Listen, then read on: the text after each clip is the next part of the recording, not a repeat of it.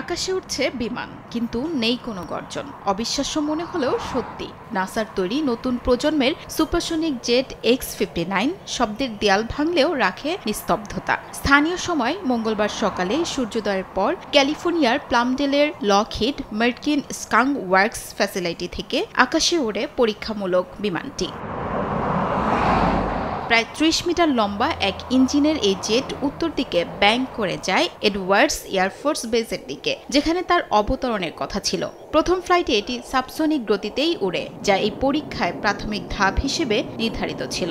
ঘণ্টায় প্রায় ১,৪৯০ কিলোমিটার গতিতে উঠতে সক্ষম এই বিমানের বিশেষ নকশা শব্দের বিস্ফোরণ সদৃশ সনিক বুম কমিয়ে আনে মৃদু সনিক থাম্পে। নাসা জানিয়েছে প্রথম ফ্লাইটটি ছিল সিস্টেম যাচাইয়ের জন্য, ঘণ্টায় ২৪০ মাইল গতিতে এবং তুলনামূলক কম উচ্চতায়। পরবর্তী পর্যায়ে এর গতি বাড়িয়ে শব্দের সীমা ছড়ানোর লক্ষ্য রয়েছে।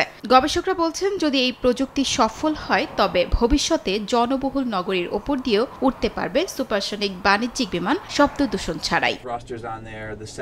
১৯৭৬ সালে ব্রিটিশ এয়ারওয়েজ ও এয়ার ফ্রান্সের কনকর্ড শুরু করেছিল বাণিজ্যিক সুপারসনিক যাত্রা, কিন্তু উচ্চ ব্যয় ও দুর্ঘটনার কারণে ২০০৩ সালে তা বন্ধ হয়ে যায়। নাসার X-59 তাই আবারও সুপারসনিক যুগের প্রত্যাবর্তনের আশায় নতুন আলো জ্বালিয়েছে। শিউলি রোজা, সময় সংবাদ।